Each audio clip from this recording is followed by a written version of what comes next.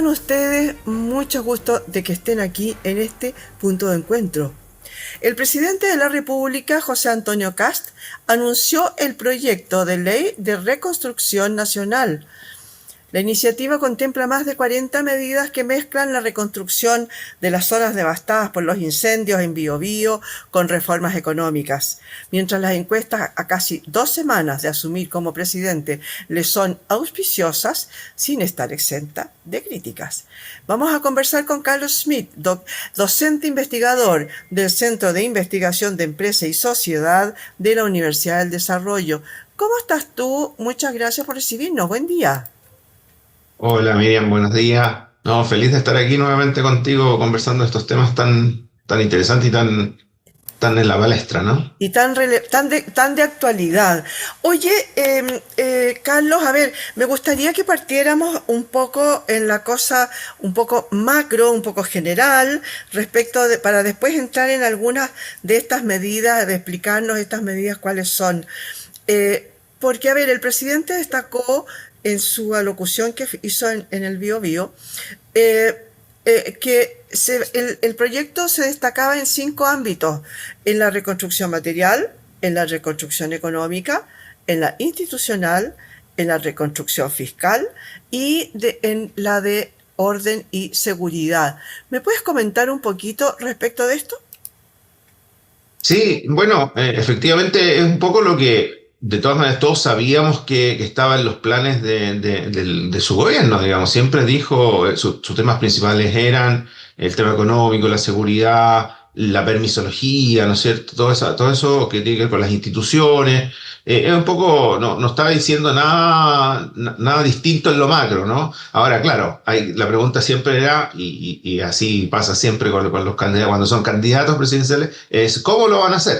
¿Cómo van a...? Todos de alguna manera querían recortar el presupuesto porque había que volver a los equilibrios fiscales, pero la pregunta era el cómo. Y aquí estamos empezando a ver el cómo. Ahora, con anuncios que son un poco titulares, porque muchas cosas no tienen todavía proyecto o están trabajando en el proyecto, entonces no sabemos todo exactamente cómo lo quieren hacer, a quiénes van a afectar o a quiénes van a beneficiar, etcétera, ese tipo de cosas en la ley. Y por lo tanto, además de eso, es decirlo como es ley, tiene que pasar por el Congreso y sabemos que de repente entran algunas cosas al Congreso y salen unas cosas muy distintas. Entonces, un poco vamos a hablar de esa mirada más macro, de lo que sabemos hasta ahora y qué podría implicar ese tipo de cosas. Ahora, yo creo que todo lo que está ahí son las grandes preocupaciones que tenemos. Quizás la preocupación menor para la gente común y corriente es el tema fiscal, porque es más difícil entenderlo, o más difícil de asimilarlo, decir que tenemos un problema fiscal, pero yo siempre se lo llevo a como si fuera una familia, porque esto es una gran familia que se llama el Estado, digamos, es como el gran papá, pero si esto fuera una familia, lo que estamos diciendo es que llevamos mucho tiempo gastando más de lo que ingresa. Y por lo tanto eso no es sostenible en el tiempo para cualquier familia. Y para el Estado tampoco. Eso es un problema fiscal. El resto más o menos lo sabemos, la permisología de alguna manera mucha gente lo vive, las pymes lo viven, las empresas grandes lo viven, las medianas lo viven. Nosotros lo vimos en términos burocráticos, de repente en trámites que hay que hacer o solicitudes que uno hace y se demoran un montón. Y por otro lado la seguridad, que eso ya es mucho más transversal el problema y mucho más cercano quizás para muchas personas. Oye, hay algunas cosas, me gustaría que si pudiéramos ir desglosando algunas de estas medidas que se han mencionado, y que ya se han aterrizado más bien, que como dices tú, bueno, falta todo el tema de la ley, falta todo el tema de la tramitación, y esperemos que con las simples urgencias o inmediatez que se puedan tramitar salgan lo más pronto posible. Hay una cosa que llama la atención y es la eliminación transitoria del IVA a las viviendas nuevas. ¿Tú crees que eso podrías explicárnoslo? Y además de eso, ¿que eso podría servir para reactivar de alguna manera la economía? Sí, yo creo que esa es una medida bien positiva para un sector que ha sido muy golpeado después de la pandemia, ¿no es cierto? Que es el sector construcción, inmobiliario, que además genera mucho empleo. La construcción genera mucho empleo. Y por lo tanto, y ya recordemos que hace ya unos años atrás eh, se empezó a aplicar el IVA, que era una de las pocas cosas que no pagaba IVA, eran las casas nuevas, casas o departamentos nuevos, y se le empezó a aplicar el IVA. Eso en su minuto implicó un aumento en los precios entre el 7 y el 13% más o menos, porque el IVA nunca se ha traspasado o casi nunca se traspasa completamente al consumidor, no, lo pagan entre los dos, entre el consumidor y el productor. Por eso más o menos el rango era ese. Eh, digamos, promedio 10% por ahí, poquito más. Y claro, lo que se está pensando es para dar un impulso importante es bajar, o sea, quitar el IVA por un tiempo determinado. El ministro decía 12 meses y eso implica que bajarían más o menos promedio. También depende el proyecto, dónde esté, cuánta oferta hay acerca. En promedio un 10%. Y eso no es menor para un valor de una vivienda, pueden ser varios millones de pesos. Y por lo tanto podría implicar de que más gente, y esa es la apuesta, que más gente va a comprar una casa nueva y eso acelera, ¿no es cierto?, mejora todos los indicadores en ese sector. Ahora, hay que tener presente varias cosas y estas cosas generan, la gente se mueve por incentivos. Entonces, acaban de anunciar esto. Si yo estaba pensando en comprarme una casa, lo primero que hago es decir, ok, voy a esperar. Entonces, si se demoran en esta decisión, les va a generar un perjuicio importante a las empresas que estaban ahí a punto de cerrar el negocio y la gente dice, no, sabes que esperemos un poquito porque a lo mejor esta casa me cuesta más barata. Entonces, y por lo tanto ahorrarse 10, no sé, X millones de pesos, por supuesto que prefiero esperar. Entonces, un poco se necesita que esto sea como rápido, saber exactamente hasta cuándo. Eh, También uno tiene que entender que se acaban los 12 meses y la pregunta es qué va a pasar después. Toda la gente va a tratar de comprar ahora y después de eso qué. Entonces, y hay proyectos que se demoran más de 12 meses, o sea, hay proyectos que recién están partiendo y están empezando a construir, que van a estar listos a lo mejor incluso en más de un año. Eh, y bueno, ¿cómo voy a vender esos proyectos? A lo mejor la demanda va a ser menor porque ya no, Claro. toda la gente va a tratar de comprar ahora. Entonces, se generan ciertas cosas, siempre hay pros y contras en estas cosas. No es todo positivo o todo negativo en todas estas políticas. Pero sí sería, yo creo que esta una de las medidas que si queremos generar un shock de empleo, inversión, rápidamente o en el corto plazo, esta ayuda mucho por lo menos a ese sector. Claro que sí, oye, sí, se hace esa cosa doble, ¿no es cierto? Por una parte, oh, qué bueno, pero por otro lado, ah, no, voy a esperar porque a lo mejor la vivienda nueva de ahora, que ya está construida, digamos, y que me la estaba por comprar yo por firmar pasado mañana, voy a esperar un mes, 2 meses a ver cómo se empieza a mover este asunto y si realmente va a bajar y si se va a traspasar ese porcentaje del que hablas tú al cliente final, ¿no es cierto? Va a quedar un poco como ahí, como en veremos. Pero, y también hay otra cosa, eso de que, bueno, ¿y qué pasa después? Porque va a ser transitorio, ¿no? ¿Qué va a pasar después? Es como el Metco, ¿no? El Metco se puso y ahora se está pensando en modificar. Y toda la gente va a decir, no, por ningún motivo, porque nos va a subir la benzina a cualquier cantidad. No sé.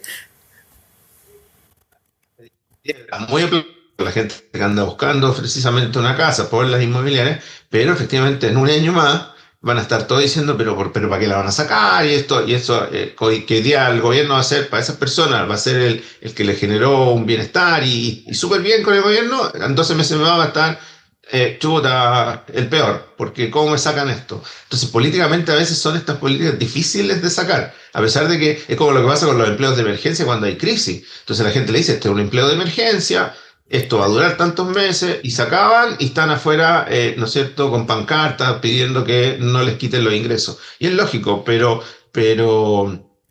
claro, se producen esos problemas políticos que a veces son un problema para la gente que está en los cargos de decisión. Claro, pero por otro lado, como dices, esto es un gran incentivo a la construcción, genera mucho empleo, ¿no es cierto? No solamente empleo directo de todos los trabajadores que participan ahí con martillos, con fierro, con soldadura, sino que también a muchas pymes que le proveen de trabajo, digamos, de productos a la gran empresa constructora. Oye, pasemos a otro, ¿te parece? Uno es que, bueno, a mí me alegró muchísimo, yo no sé si va a ser o no, pero el fin de las contribuciones para los adultos mayores, eso es algo que se viene pidiendo hace mucho rato. ¿Qué opinas de ello? A ver, de nuevo, pros y contras en estas cosas. Es un alivio directo, ¿no es cierto?, para muchas personas.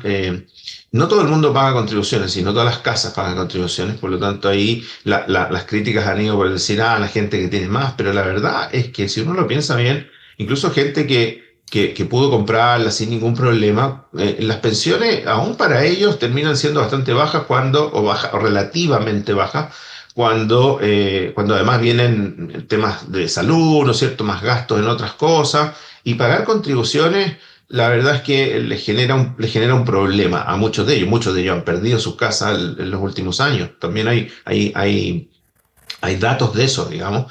Y por lo tanto se alivia eso, mejora el bienestar de esas personas, les genera más ingresos para consumo, y ahí también hay un beneficio a otros. Ya empieza a consumir más, el negocio de la esquina vende más, el supermercado vende más, y así los proveedores, todo el encadenamiento productivo que hablábamos delante también. Esto tiene un costo para el Estado, ¿no es cierto?, porque deja de recibir, pero también tiene un costo, y ahí está el problema, porque ¿quiénes van a salir con las pancartas en esta política? Son las municipalidades, porque es de los pocos tributos que queda, en parte al menos, en la zona donde se cobra.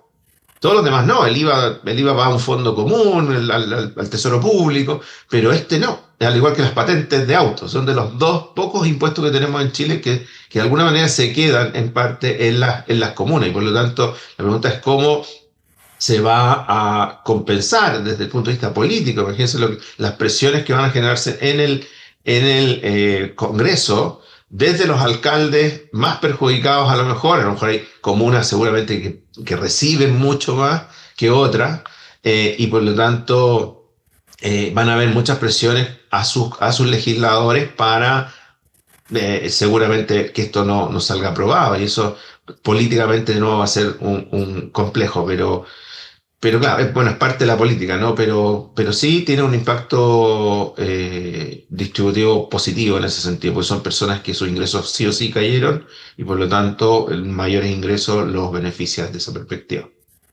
Oye, sí, suena un poquito contradictorio de repente el quitar un impuesto, ¿no? Como son las contribuciones, cuando se está tratando de recaudar más, ¿no es cierto? Entonces han surgido varias voces ahí en las que con el tema del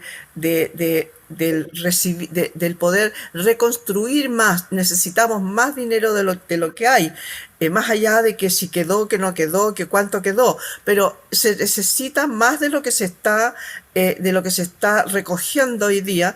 Suena un poquito como contradictorio, ¿no es cierto? Pero por otro lado también, como dices tú, el tema de las municipalidades, pero hay un porcentaje muy grande de personas que primero paguen las contribuciones y que además sean adultos mayores. O sea, es significativo para el erario nacional el tema de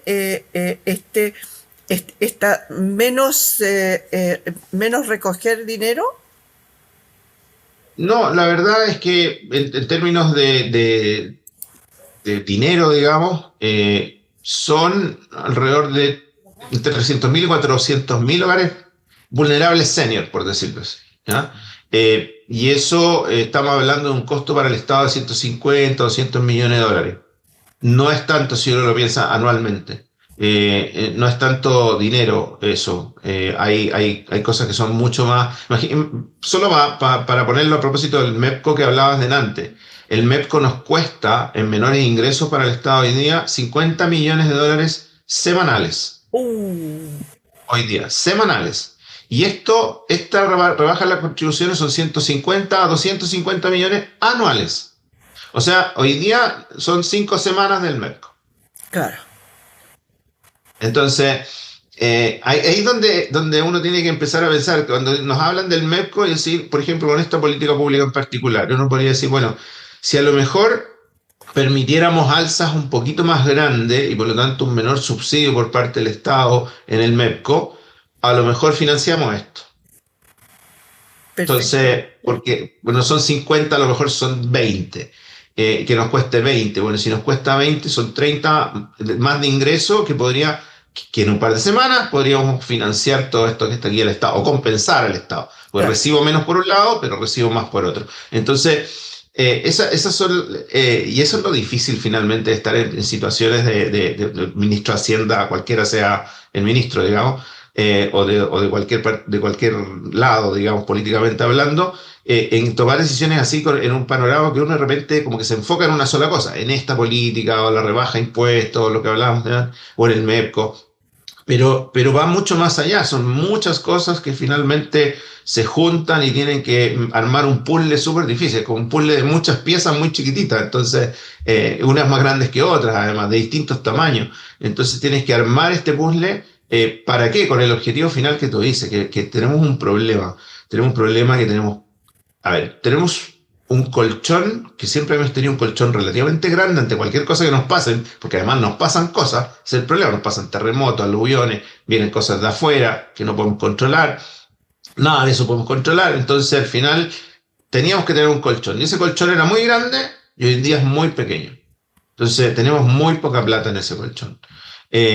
Nos gastamos ese colchón para la pandemia en forma importante, para eso es, por lo tanto, de alguna manera, ok, lo recuperamos en forma importante el año 2022 y entre el 2022 y el 2025 nos gastamos parte importante de esos fondos sin tener ninguna crisis. Entonces, estamos desde el punto de vista fiscal o de ese colchón, si lo queremos ver así, más débiles. Y por otro lado, pocos ingresos, muchos gastos comprometidos y por lo tanto hay poco espacio para el Estado para hacer cosas. Y esa es la razón del por qué el nuevo gobierno dice que hay que reducir, hay que ajustarse el cinturón, y siempre lo ajusta el cinturón, y de nuevo lo lleva a la familia. Si la familia tiene que ajustarse el cinturón, son dolorosos.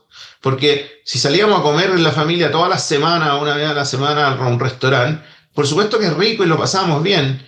Y si tenemos que restringirlo a que solo vamos a ir una vez al mes, no vamos a estar tan contentos. Porque a lo mejor los hijos que no entienden tanto van a decir, pero ¿cómo? ¿Por qué? ¿Por qué me quitan esta salida familiar? Entonces, aquí pasa un poco lo mismo. El apretarse el cinturón implica sacrificio, implica finalmente tener que disminuir a lo mejor la satisfacción o el bienestar, pero con un fin importante, que la familia vuelva a salir a flote, digamos, que la familia, que no se transforme a la larga en una cosa mucho peor, que es un poco lo que pasó a Argentina, que terminó muy mal. ¿Por qué? Porque no hicieron la pega, esa de ajustarse el cinturón, por muchos años. Y claro, mientras tengas tarjeta de crédito, no hay problema, porque gastas, pero en algún minuto hay que pagarla. Claro que sí. Oye, bueno, ahí hay varias cosas que me habría gustado comentar, pero quiero, en virtud del tiempo, quiero continuar. Y que nos expliques, porque tú eres muy claro para explicar este tipo de cosas.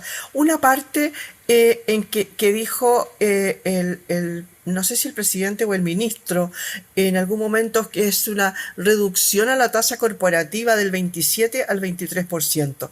¿Nos puedes explicar un poco de qué se trata? Porque de nuevo volvemos a aquello de que digamos, pero ¿cómo le estamos mejorando el bolsillo a los más ricos? ¿Es así? No, pues se crea así, si al final lo que pasa, a ver, nosotros siempre, y esto es una recomendación que nos ha hecho la OECD es un grupo de países que les va muy bien, países ricos, donde nosotros fuimos invitados porque nos ven potencial y por lo tanto nos ayudan tomar mejores decisiones. Y el promedio de esos países de la tasa corporativa es de un 23%, nosotros estamos en 27%. Cuando es 27, uno dice, recaudo más. No necesariamente, porque al final hay menos inversión, las empresas tienen menos posibilidades de invertir. Lo que uno tiene que entender es que las empresas son distintas a las personas o a los dueños. Y por lo tanto, cuando yo digo les voy a cobrar menos, al final las empresas tienen más dinero para poder invertir. Esa es la idea detrás de esta rebaja de impuestos, que la OCDE siempre nos ha recomendado de alguna manera bajarlo, pues somos de los que tenemos el número más alto, la tasa más alta dentro de los países de la OCDE. Y eso de alguna manera frena la inversión, porque al tener menos impuestos a las empresas, se me liberan recursos que puedo destinarlos a reinvertir. Ahora, los dueños de esto, cuando hacen sus retiros, cuando tienen sus ingresos, pagan el impuesto a las personas igual que todos nosotros y seguramente están en la tasa del 40%, la tasa más alta, marginalmente hablando, y por lo tanto, si ganan más plata van a pagar el 40% de ese adicional, que ya es alto. Nadie, aquí nunca, yo no he escuchado al menos hasta ahora de que piensen bajar la tasa de las personas. Ahí uno podría decir, están ayudando a los ingresos a los más ricos.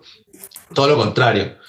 Aquí lo que están buscando finalmente es mayor crecimiento. Y la evidencia lo que muestra es que los países que bajaron la tasa, de hecho, mientras nosotros la subíamos, porque nosotros teníamos menos tasa, mientras nosotros la subíamos, todos los países de la OCDE lo bajaban. Nosotros fuimos el único país que la subía, mientras todos los demás la bajaban. La evidencia lo que indica es que los que bajaron la tasa, el PIB creció entre 0,5 y 1% adicional en 3 a 5 años.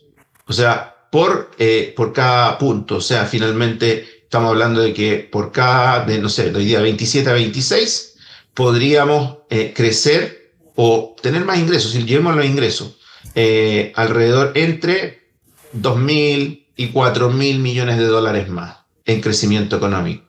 Y con eso Bastante vamos respetable.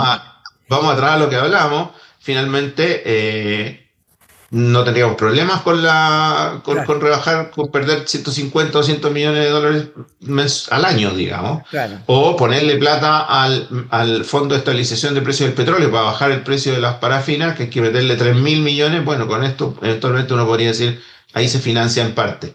Entonces, esa es el incentivo a la reinversión y al crecimiento potencial. Ahora, ¿cuál es el problema? Es que recaudo menos al principio, porque esto se demora Claro. esto no es automático, ¿no es cierto? No es que bajo uno y sube el otro. Entonces, hay una demora en ese crecimiento. Entonces hay que financiar eso. Me pregunto, porque yo mañana bajo un punto y mañana pierdo ingreso, pero el impulso, la reinversión no es tan rápido.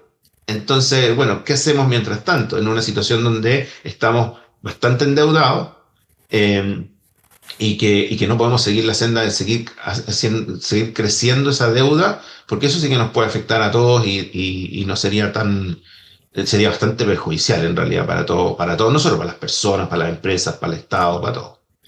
Oye, ¿y qué medidas podrían ser tomadas? Porque, a ver, yo estoy uniendo un poco todo lo que hemos hablado, todo lo que nos has comentado. Por una parte, esto de que, claro, el incentivo para la inversión no es al tiro. Yo les rebajo hoy, pero a lo mejor en 1, 2, 3, no sé cuántos años más, vamos a ver este crecimiento y por lo tanto, entre medio, hay que hacer algo, sobre todo pensando en algo que dijiste tú ahí a la pasada, y es que nos gastamos mucha plata en unos años, en una cantidad de años, en la que la población, no tuvimos crisis, ni terremotos, ni grandes aluviones, sí, grandes incendios, pero tampoco fue mucho el tema de la construcción. Nos gastamos mucha plata en eso, pero la gente en realidad vio esa inversión, digamos, en desarrollo social, ¿se vio realmente o es de alguna manera un germen pequeñito que poco a poco puede ir creciendo para una cierta inestabilidad social? Bueno, yo creo que se gastó plata primero en contratación, en personal, lo que muestra es que por varios años se sobre ejecutó, por ejemplo, el presupuesto de personas y se subejecutó la inversión pública. O hacer un hospital, hacer puentes, etcétera. Y lo otro es que hay varias políticas que han ido creciendo. Por ejemplo, la gratuidad. La gratuidad, la gratuidad, hay ciertas estimaciones. Cuando se creó esto, dijeron las estimaciones son que esto van a ser los gastos, lo que va a implicar para el Estado pagar la gratuidad. Y se hizo una estimación. Bueno, desde que parte en que siempre ha salido más de lo estimado. Y hoy día estamos más o menos en 4.000 millones de dólares más de lo que estimamos solo el 2025. Entonces, ¿cuál es la estimación? De que para el año 2030 el error de estimación podría llegar a más de 11.000 millones de dólares. Entonces, bueno, cuando uno ve la curva que va creciendo, uno dice, bueno, todos los años necesitamos más plata para esta política pública, que no estaba presupuestada, digamos, o que no la pensamos. Y por lo tanto eso significa, ¿de dónde sacamos plata? Bueno, tenemos ahorros, bueno, gastémonos los ahorros, ¿cierto? Igual que una familia. Entonces te metiste a estudiar algo y pensaste que te iba a salir algo y te empieza a salir más. ¿De dónde saco? Tengo dos opciones, o genero más crecimiento económico, o me como los ahorros que tengo si es que tengo. Bueno, teníamos ahorros, nos comimos los ahorros. ¿Crecimos mucho más? No crecimos mucho más, crecimos poquito. O sea, ¿gano un poquito más de plata que antes como familia? Sí, pero mucho más no me alcanza. Entonces, ese es el problema, ¿cierto? Insisto, igual que una familia. Entonces, ahí es donde tenemos el gran problema. No podemos seguir así, porque no nos va a dar. Y eso alguien tiene que pagarlo. O sea, ¿se lo podemos pagar con deuda? Sí, pero alguien tiene que pagarlo después. El problema es que cuando el Estado, a diferencia de lo que pasa en la familia, es que lo puede terminar pagando generaciones que vienen atrás, que están entrando al colegio, digamos, y que no saben nada de esto, y van a tener que pagar la irresponsabilidad que tuvimos otros, y Claro. que cuando haya que pagarlo, nosotros ya no vamos a estar fuera del sistema, digamos, si es que estamos vivos, y por lo tanto no nos va a importar tanto, ¿no? El que lo va a tener que pagar con mayores impuestos, con mayor carga tributaria, para su ingreso, por lo tanto, menos ingresos disponibles son los que vienen más atrás. Y eso es súper injusto generacionalmente hablando. Oye, ¿y con qué medida se puede agilizar los permisos de inversión, por ejemplo? Tú hablaste de alguna manera algo de ahí de la permisología a la pasada, y por otro lado con el retiro de estos proyectos, de estos decretos, en que tenía algo que ver el tema del medioambiental. Esto para ir cerrando, cuéntanos. Sí, hay cosas que se retiran un poco para analizarlas, porque muchos de ellos no saben exactamente qué es lo que se envió, por lo tanto, Eh, muchas de esas cosas no es que digamos ya sé que no vamos a hacer nada, sino que simplemente revisémoslo, vemos si podemos Claro. mejorarlo, pero aquí claramente esa es la gran apuesta en términos de permisología, es hacer todo lo que sea posible de hacer administrativamente hablando y que no tenga que pasar por el Congreso, que esté dentro de la legalidad, digamos, que puedan hacer un gobierno, y todo eso que se puede hacer, hacerlo lo más rápido posible, porque la apuesta aquí, con todo lo que hablábamos de antes, de tener menos ingresos por rebajas tributarias, menos contribuciones, etcétera, tiene que ser compensado de alguna manera. Y lo que están apostando es a un shock de inversión, es decir, generar las condiciones para que llegue inversión. La inversión que ya está ahí entre medio, entrampada, salga y además llegue nueva. Y para eso tenemos que generar condiciones para que eso suceda. Porque esa es la única forma finalmente de no terminar endeudándonos mucho más. Es una apuesta arriesgada, pero bueno, esperemos que tenga un buen plan para poder hacerlo. A veces no es fácil, por supuesto que aquí se empiezan a meter temas políticos y esos anuncios que a veces son de una manera terminan siendo como verdades y que entonces sacaron esto, ya van a matar a todas las ranitas de Darwin, no necesariamente. Entonces hay que tener ojo con eso y también entender que la política está entre medio y vamos a escuchar un montón de cosas estos días. Lo importante es que cuando se presenten las cosas ahí analizarlas bien para ver qué es lo que se está haciendo o queriendo hacer. Claro que sí, porque en realidad hoy día se genera mucho ruido con algunas cosas que incluso ni siquiera se están pensando, se van a estudiar, como dices tú. No se están en este momento diciendo ya se terminó esto o Acabo de ver una cosa, el ministro dice, vamos a estudiar el MEPCO, no hay proyecto, dice, no hay nada, y ahí uno ve publicaciones que dicen, la benzina va a subir 350 pesos. claro, claro. Pero ¿cómo? Si no hay nada. Claro, se provoca ese ruido y hay una desinformación muy grande. Por eso, bueno, quisimos conversar hoy día contigo. Muchas gracias, Carlos, por haber estado hoy día con nosotros. No, feliz de estar aquí. Gracias a ti por la invitación. Bueno, tratamos, señoras y señores, de avanzar lo más que se pudiera, no teníamos más tiempo, pero de avanzar para ver estas medidas, ojalá una y una, no alcanzamos, pero vimos así a grandes rasgos de qué se trata estos proyectos, que por ahora son proyectos y que se van a estudiar, etcétera, etcétera. Conversamos con don Carlos Smith, docente investigador del Centro de Investigación de Empresa y Sociedad de la Universidad del Desarrollo. Muchas gracias, señoras y señores, por haber estado hoy día en este punto de encuentro.